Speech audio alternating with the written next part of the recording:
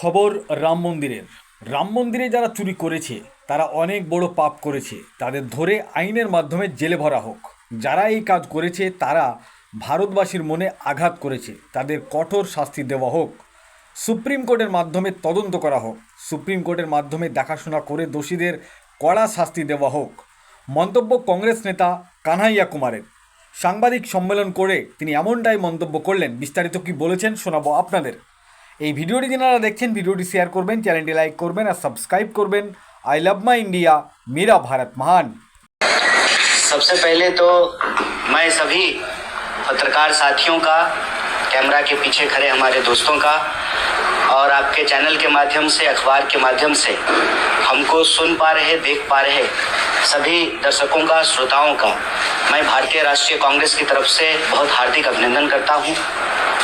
जैसा कि आप लोगों को मालूम है, भारतीय राष्ट्रीय कांग्रेस पूरे देश में एक बहुत ही गंभीर विषय पे प्रेस वार्ता कर रही है और इस विषय से आप लोग भली भांति वाकिफ हैं। विषय ये है कि धर्म के लिहाज से भी और कानून के लिहाज से भी भगवान प्रभु श्री राम के मंदिर में जो चढ़ावे की चोरी हुई है, ये महापाप है और बहुत ही जघन्य अपराध है। और इसमें नेता प्रतिपक्ष ने साफ साफ कहा है कि हम धर्म पर कोई राजनीति नहीं करेंगे। हम प्रभु श्री राम आस्था के विषय हैं, लोगों की भावना जुड़ी हुई है, इस पर कोई राजनीति नहीं करेंगे। लेकिन मामला करोड़ों लोगों की आस्था की चोरी का है और करोड़ों लोगों के द्वारा दिए गए लाखों करोड़ों रुपए का है। और सबसे दुखद बात यह है कि इस पूरे मामले में जब आप आरएसएस और बीजेपी के समर्थकों के, उनके नेताओं के बयान सुनेंगे, ऐसा लगता है कि उसको सुन करके शर्म भी सरयू में डूब मरे। उनके जो बयान हैं उसके निष्कर्ष बहुत ही शर्मनाक और चिंताजनक है। वो कह रहे हैं कि राम को लाए हैं इसलिए वही चढ़ावा चढ़ाएंगे। कह रहे हैं दान दे करके लोगों को भूल जाना चाहिए, चाहे दान की चोरी ही क्यों ना हो रही। वो कह रहे हैं कि इस पर और किसी को भी बोलने का कोई अधिकार नहीं है, विपक्ष को इस पे कोई सवाल नहीं खड़ा करना चाहिए। विपक्ष सिर्फ और सिर्फ इस देश के लाखों करोड़ों राम जी को जो मानने वाले लोग हैं, उनके मन में जो चिंता है, उस चिंता को हम लोग जाहिर कर रहे हैं। और ये कौन सा तर्क होता है? राम को लाए हैं, राम तो त्रेता युग में आ गए थे। ये झूठे नेता के युग में जो धर्म की राजनीति करते हैं, उनसे साफ साफ कुछ प्रश्न पूछा जाना चाहिए। और ये पहली बार नहीं हुआ है।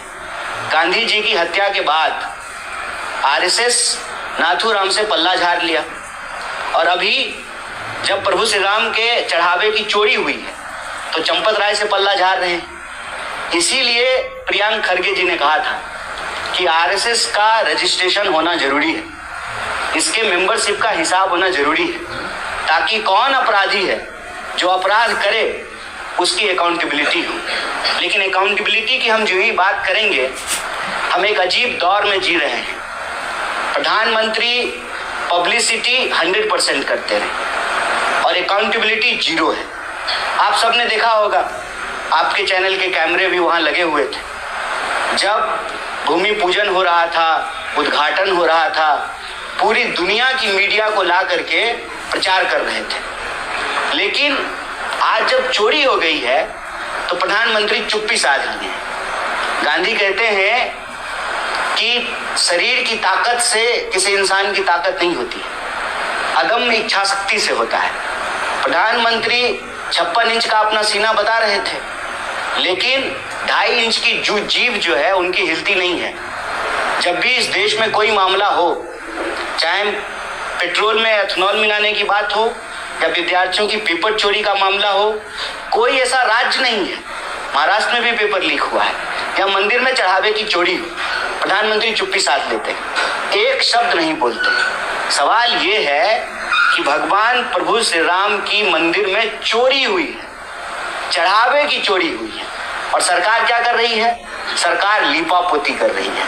और लीपापोती का उदाहरण देखिए, एक मीडिया रिपोर्ट के मुताबिक जो एसआईटी बनाई गई है उसके जो ऑफिसर हैं उनके ऊपर ही 420 का मामला चल रहा है, उनके ऊपर फौर्जरी का केस है। ये लीपापोती, इसका मतलब सरकार किसी भी तरीके से लोगों को भरोसा और न्याय नहीं दिलाना चाहती है, चोरों को नहीं पकड़ना चाहती है। क्यों नहीं पकड़ना चाहती है? क्योंकि चौकीदार जब चोर से मिले हों तो चोरी पकड़ी नहीं जाती है, जब चोरी की बात सामने आए तो लिपापोती शुरू कर दी जाती है। आप बताइए, चोर के भरोसे कोतवाली होगा तो क्या बिल्ली के भरोसे दूध की रखवाली होगी?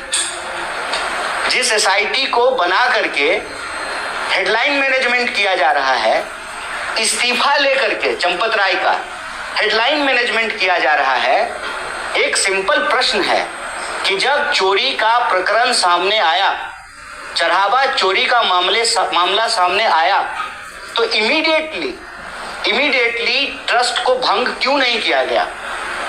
कोशिश यही की जा रही थी कि किसी तरह से मामले को रफा दफा कर दिया जाए। कांग्रेस पार्टी मांग करती है कि इमीडिएटली ट्रस्ट को भंग किया जाए। और राम मंदिर का निर्माण सुप्रीम कोर्ट के आदेश से हुआ है। खुद बीजेपी के लोग बार बार कहते हैं कि सुप्रीम कोर्ट के आदेश से राम मंदिर का निर्माण हुआ है, तो सुप्रीम कोर्ट की निगरानी में जांच क्यों नहीं हो सकती है? कांग्रेस पार्टी ये डिमांड करती है कि सुप्रीम कोर्ट की निगरानी में जांच हो और जो दोषी हैं सबको पकड़ा जाए। ऐसा नहीं हो कि छोटी मछलियों को पकड़ा जाए और मगरमच्छों को छोड़ दिया जाए। आखिर ये हजारों करोड़ का मामला है और आप इसका अंदाजा लगा सकते हैं कि राम मंदिर की लोकप्रियता देश के सभी प्रमुख मंदिरों में से एक है। आप कोई भी दूसरे मंदिर का चढ़ावा का आंकड़ा उठा करके देख लीजिए, उन आंकड़ों के मुकाबले राम मंदिर के चढ़ावे कम कैसे आ रहे हैं। और जो ही मामला मीडिया में आया, इमीडिएटली रोज जो है करोड़ों रुपए चढ़ावे की उसकी रकम बढ़ गई। इसका मतलब करोड़ों रुपए रोज चोरी हो रहे थे। और जिम्मेवारी किसके ऊपर डाल रहे हैं? जिम्मेवारी नोट गिनने वाले लोगों के ऊपर डाल रहे हैं। सीधी सी बात है, राम को लाने के नाम पर जो वोट लिए हैं वही राम जी के चढ़ावे का नोट चुरा रहे हैं। ये सीधी सी बात है। और अगर जांच ठीक से हो, सुप्रीम कोर्ट की निगरानी में जांच हो, तो नीचे से लेकर के ऊपर तक चढ़ावे चोरी में जो शामिल लोग हैं सारे के सारे लोग पकड़े जाएंगे। और हम बार बार कहते हैं, आरएसएस बीजेपी का धर्म से कोई लेना देना नहीं है। ये धर्म का नाम, भगवान का नाम सिर्फ और सिर्फ अपनी कुर्सी पाने के लिए करते हैं। अगर हम कहें तो बीजेपी के, आरएसएस के एक ही राम है, नाथू राम। इनका प्रभु श्री राम से कोई लेना देना नहीं है। और आज देश के लाखों करोड़ों राम भक्त इस बात की चिंता में हैं कि जो उन्होंने दान दिया, जो चढ़ावा उन्होंने मंदिर को दिया, वो जन कल्याण पे खर्च होने की बजाय, मैं तो हतप्रभ हूं, तमाम कुतर्कों के बावजूद किसी भाजपा समर्थक के उस तर्क का इंतजार कर रहा हूं कि कहा जाए कि राम मंदिर के चढ़ावे की चोरी हिंदू हित में किया गया ताकि दूसरे पार्टी के एमपी और एमएलए खरीदे जा सकें। अभी सिर्फ और सिर्फ वही तर्क आना बाकी है, बाकी सारे तर्क आ चुके हैं।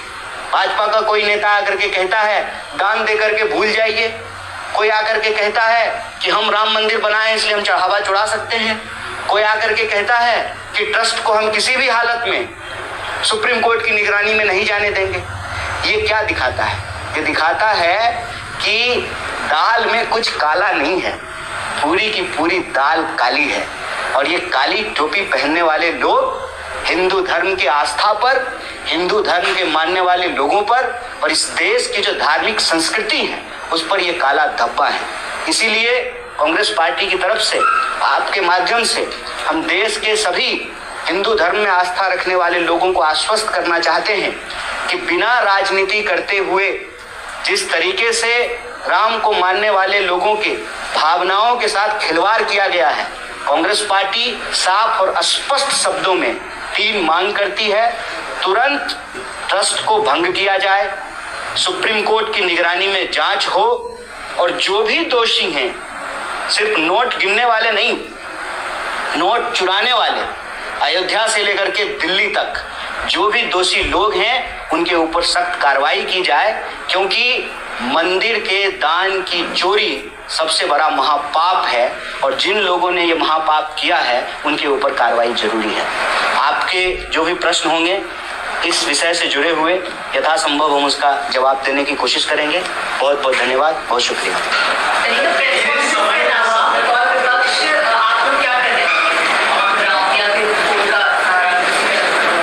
देखिए, हम लोग कोर्ट से गुहार लगा रहे हैं, कोर्ट भी इस पूरे मामले को देख रही है और सुप्रीम कोर्ट के आदेश से राम मंदिर का निर्माण हुआ है। तो मैं उम्मीद करता हूं कि ये ऑनरेबल कोर्ट की भी नैतिक जिम्मेवारी है कि इस मामले में वो इंटरवीन करें, जैसे वो दूसरे जनहित के मामलों में इंटरवीन करते हैं, उनको इस मामले में इंटरवीन करना चाहिए। जहां तक राजनीतिक कार्यक्रमों की बात है, हमने आपको स्पष्ट कर दिया। नेता प्रतिपक्ष राहुल गांधी का कहना है कि धर्म के नाम पर कोई राजनीति नहीं होनी चाहिए।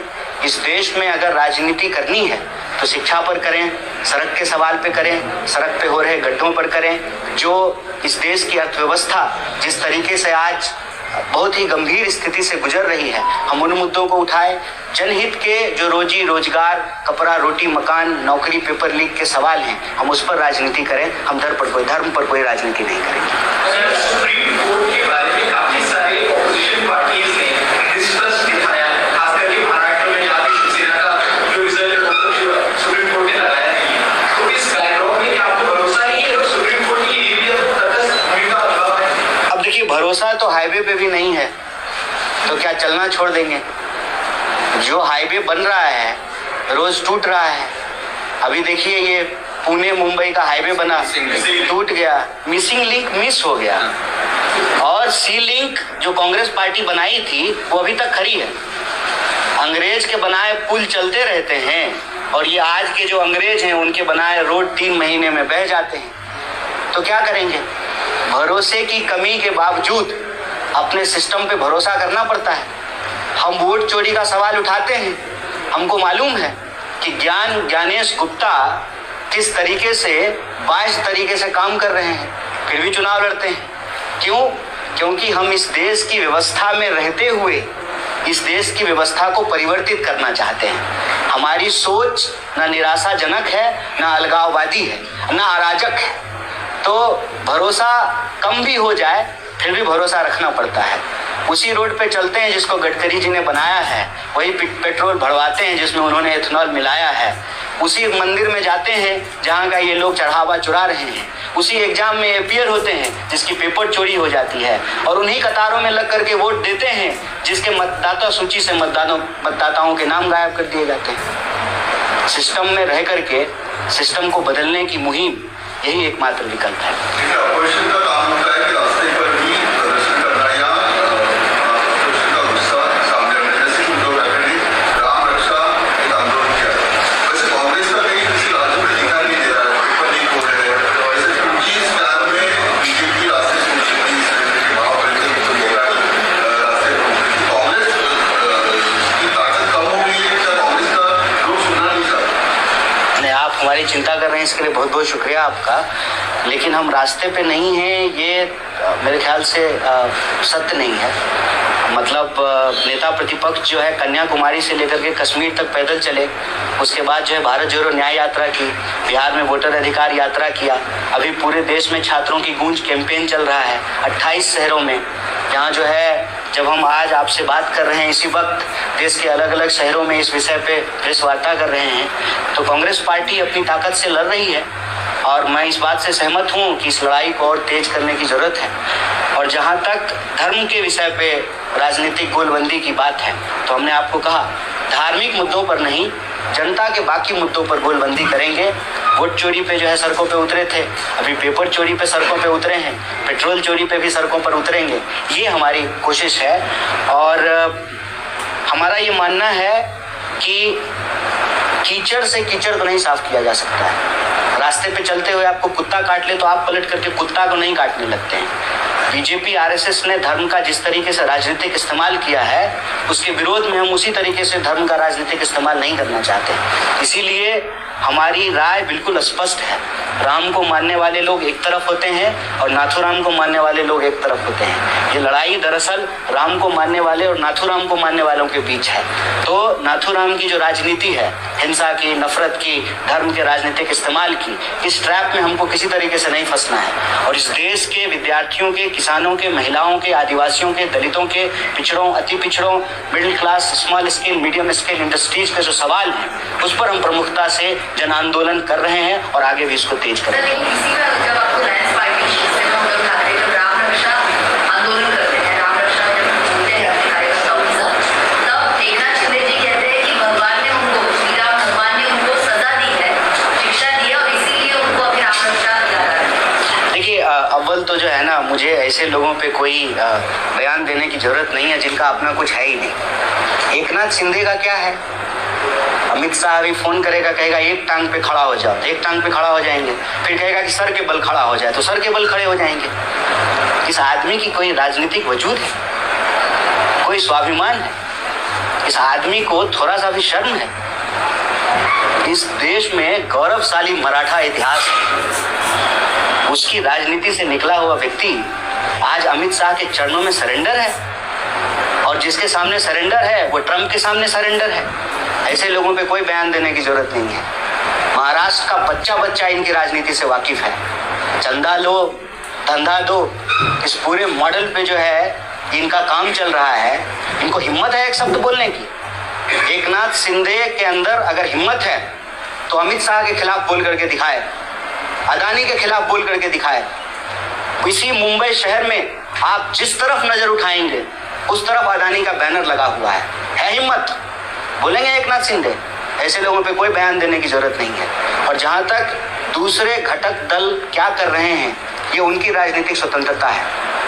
हम एक मिनिमम प्रोग्राम में साथ आते हैं, और मिनिमम प्रोग्राम ये है कि देश को नफरत की राजनीति से बचाना है, और यह जो लूटवादी राजनीति है उससे बचाना है।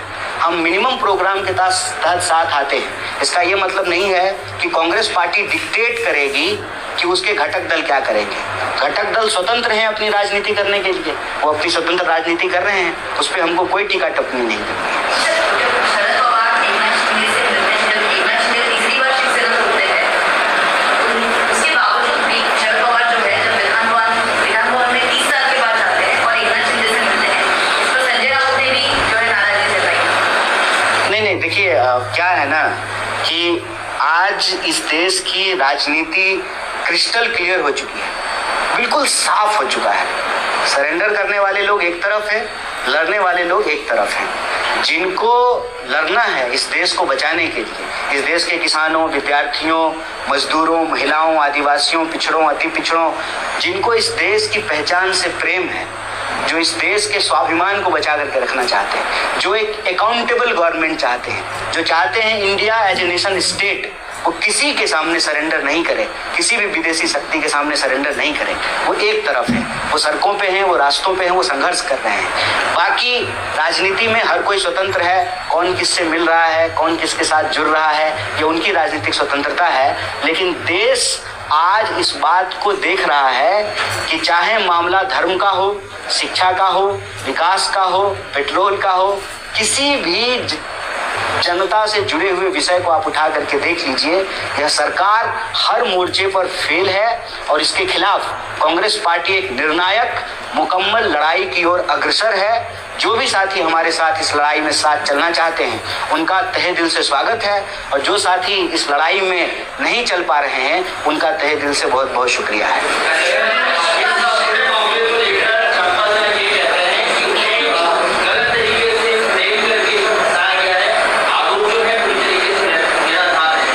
जांच में पता चलेगा ना। चोर कहेगा कि हम एसआईटी पे ही तो सवाल उठाया है। एसआईटी के जो पदाधिकारी हैं उनके ऊपर फॉर्जरी का केस है। अब आप मुझे बताइए, चोर के भरोसे कोतवाली रहेगी, बिल्ली के भरोसे दूध की रखवाली होगी? यही तो प्रश्न पूछ रहे हैं। एसआईटी के जो पदाधिकारी हैं, चीफ हैं, मैं ऑन रिकॉर्ड बोल रहा हूं, उनके ऊपर फौर्जरी का केस चल रहा है। और वही उत्तर प्रदेश सरकार ने जो है SIT बनाया है। उसी उत्तर प्रदेश सरकार जो भाजपा की सरकार है, उसी से ये जुड़े हुए सारे लोग हैं। चंपत राय कौन है? ट्रस्ट कौन बनाया? और आप राम मंदिर का इतिहास उठा करके देख लीजिए, जिन धर्माचार्यों ने RSS और विश्व हिंदू परिषद के दखल का विरोध किया, उनको एक एक करके इस प्रोसेस से बाहर कर दिया गया, उनको निकाल बाहर किया गया।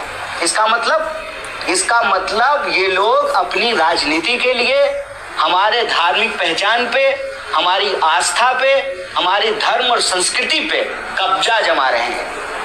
और चोर जो है वही निगरानी करेगा, चोर ही जो है उसी के भरोसे चौकीदारी रहेगी। बीजेपी की सरकार है यूपी में, यूपी सरकार ने ही SIT बनाई है और उस SIT के पदाधिकारी के ऊपर फौर्जरी का मामला चल रहा है, तब आप कह रहे हैं कि हम SIT पे भरोसा दिखाएं। इसीलिए हम कहते हैं कि जिस सुप्रीम कोर्ट के आदेश से राम मंदिर का निर्माण हुआ है, उसी सुप्रीम कोर्ट की निगरानी में जांच होनी चाहिए। सीधी सी बात है। एक तबका जो है वो इसका विरोध कर रहा है, कह रहा है कि गलत हुआ, चोरी डकैती से भी ऊपर है राम मंदिर में जो चोरी हुई। लेकिन एक तबका जो है वो कह रहा है कि इसको धर्म से नहीं जोड़ना चाहिए, इंसान में खामी होती है, बाकी धर्म या मंदिर में। नहीं, बड़ी अच्छी बात है, सुनने में कितना अच्छा लगता है। लेकिन जो लोग ये सरकार के पक्ष में तर्क दे रहे हैं, हो सकता है उनको ED से डर लग रहा हो। अब आप देख लीजिए ना, जो थोड़ा सा सरकार के ऊपर व्यंग करते हैं, उनके घर पे ED चली जाती है। तो जो ये अभी गोल गोल गाल बजा रहे हैं, हो सकता है कि उनको ED से डर लग रहा हो। सीधी सी बात है, चोरी हुई है मंदिर में, महापाप हुआ है। उस चोरी के जो दोषी हैं, जो चोर हैं, उनको पकड़ा जाना चाहिए। इसमें क्या लाग लपेट है, क्या इफबट है इसमें? सीधी सी बात है। पेट्रोल की बात की है तो अब CBFC और सेंटर के द्वारा उस पर भी कंट्रोल आ रहा है कि हम क्या देखेंगे। लेटेस्ट डायरेक्टिव अभी कुछ मिनट पहले आया है कि OTT पे रिलीज होने वाली प्लेटफॉर्म जिनको लिबर्टी थी, अब वो भी नहीं रहेगा, उनको सर्टिफिकेट मैंडेटरी, तो अब वो भी बताएंगे कि हमें क्या देखना चाहिए। वो तो तय कर ही रहे हैं कि आपको क्या देखना चाहिए, आपको क्या पहनना चाहिए, आपको क्या खाना चाहिए, आपको कैसे पूजा करनी चाहिए, आपको कैसे भगवान को मानना चाहिए, सब कुछ वही तय कर रहे हैं। देखिए, लोकतंत्र को इन लोगों ने पिछले 12-13 सालों में तमाशा बना दिया है। वक्त आ गया है कि लोकतंत्र के इन लुटेरों को, धर्म के और आस्था के इन लुटेरों को, पेट्रोल में एथेनॉल बन मिलाने वाले चोरों को और पेपर चुराने वाले, वोट चुराने वाले इन चोरों को मुकम्मल जवाब दिया जाए। वो तो देखिए, हम तो सुप्रीम कोर्ट से जांच की मांग कर रहे हैं, फिर सुप्रीम कोर्ट को जो उचित लगता है वो सुप्रीम कोर्ट करें।